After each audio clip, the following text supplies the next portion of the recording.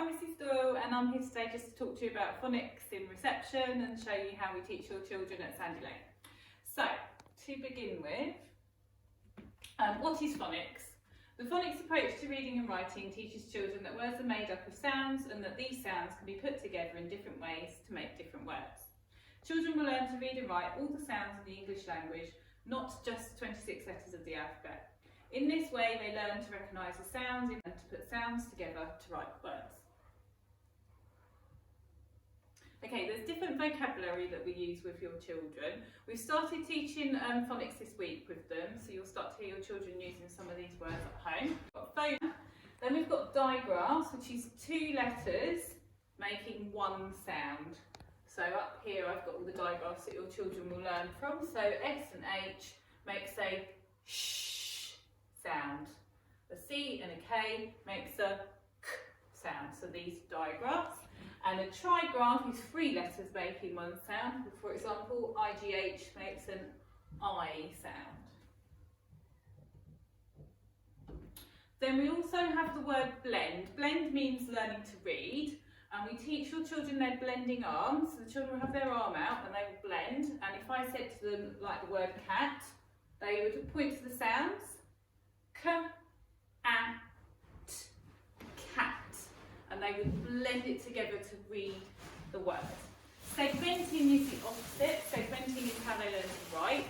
When we segment, we tell them they're going to chop the word up. So we use our segmenting fingers. So I'd say to them, right children, how do we segment the word cat?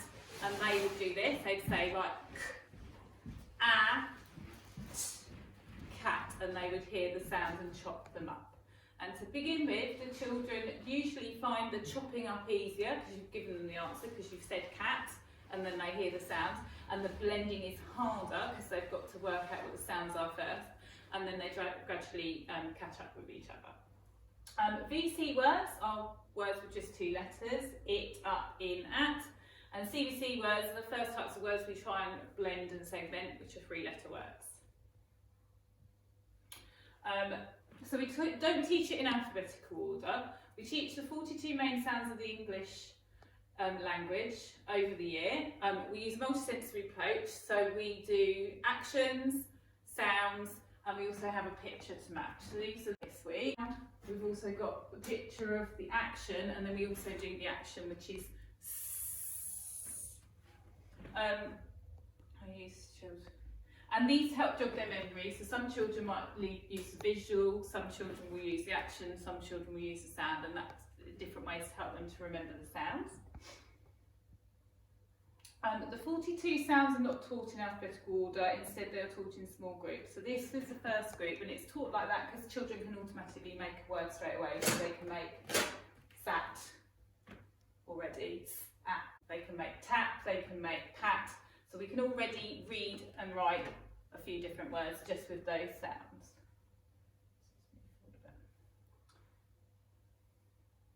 Our teaching follows the government's 6-phase phonics programme, which is called Letters and Sounds.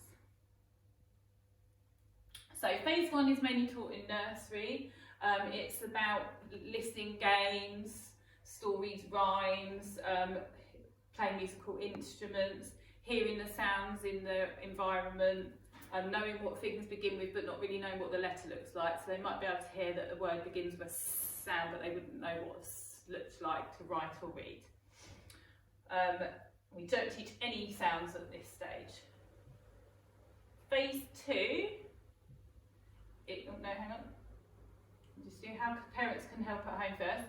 At this stage it's important to do lots of talking and listening games, getting children to repeat things back if they haven't said things correctly, looking out for things on your journeys, in the car, in the bath, reading stories, at the dinner table, just always talking about sounds, what do things begin with, getting them to say words clearly, all those kinds of things. And it's really important that you make sure they correct their pronunciation if they haven't got it right and you model it for them, otherwise they'll think that that's okay to say it in the wrong way. And lots of reading is really important as well. Nursery rhymes, poems, stories, all those things. Okay, so phase 2 is what we've started this week. Phase 2 is where we start teaching the sounds. So children will learn to read and write 19 letters in the first phase.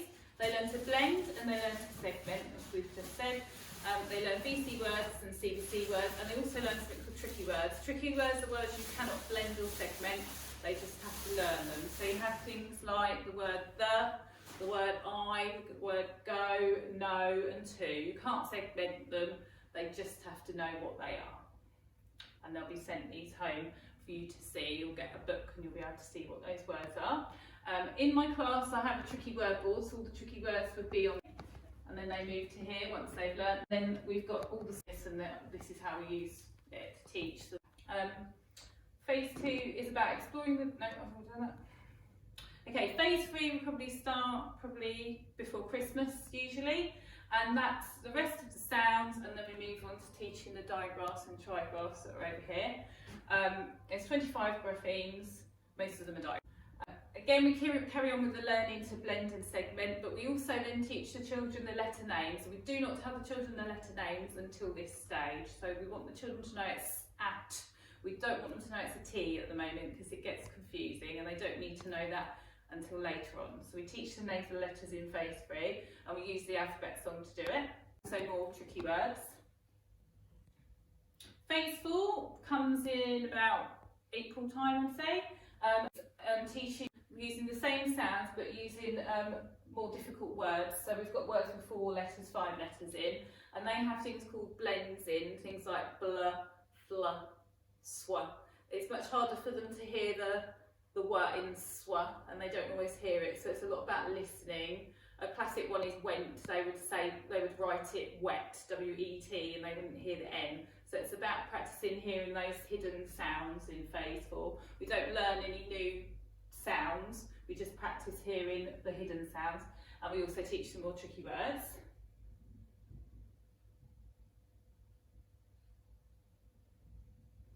How you can help at home, so we've got sound books that we'll send out. These will be sent out every week, and every week we'll put the new sounds in and any tricky words that we've taught them that week. So you'll get these sounds at the end of this week, so that the children have already learnt them at school, so you're just practising with them over the weekend, and then you bring it back every week, and then we stick the next lot of sounds and tricky words in.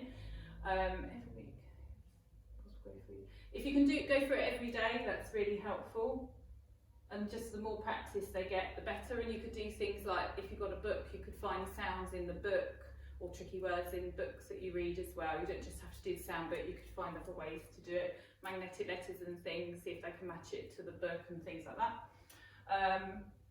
And it's really important that you get them to say the pure sounds. So today we've been doing these sounds, and lots of children are saying ter instead of t, and they say sir instead of s.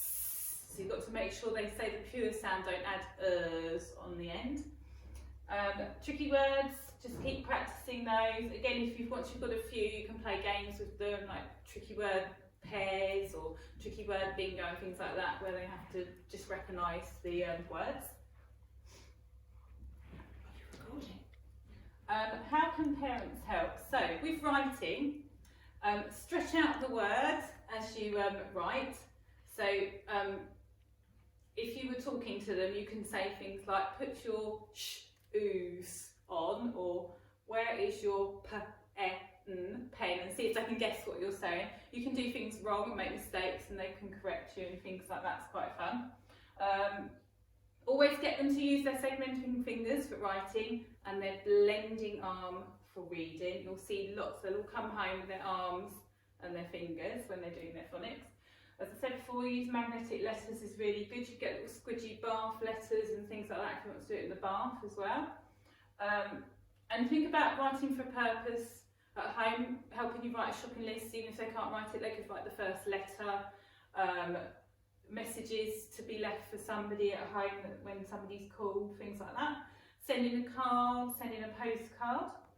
And let them see you writing, even if it's seeing you typing as well, you're still blending and segmenting, so let them see you doing writing, typing around the house so they can see there's a reason for doing it. With reading, you can play things like I Spy and say I spy something beginning with a sound, or to make it harder, something ending with a sound. Again, as I said before, the talk where you say b, e, d, and they've got to guess what you're saying. Practice oral blending, so just doing it out loud, and you can do that with sounds they haven't learned as well. So any sounds in a word, you can just practice it out loud. Fact.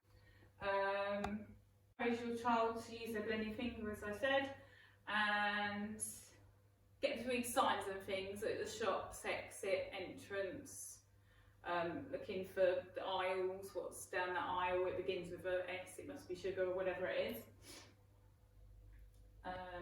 Reading books, so we will start giving children reading books once they can blend. They need to be able to blend lots of words, not just a few, and they also need to know their tricky words. The first one's in phase 2, so I know, go, the, I can't remember the other one, too. They need to be quite confident with that, and then we'll give them a reading book. The reading books will be sent home every day, but we'll change them on Monday, Wednesday and Friday, but please bring them in every day because we hear them read at school. And if you want the child to change their book, please make sure you sign it, otherwise we won't change it. So when they've read the book enough, sign it, and then we'll change it for another one. And that's all of that. And that is everything. So if you have any questions about the phonics, please come and ask us at the door in the morning, or you can send an email. And obviously, because it's a video, you can watch it more than once, just in case you forget anything. Okay, thank you, bye.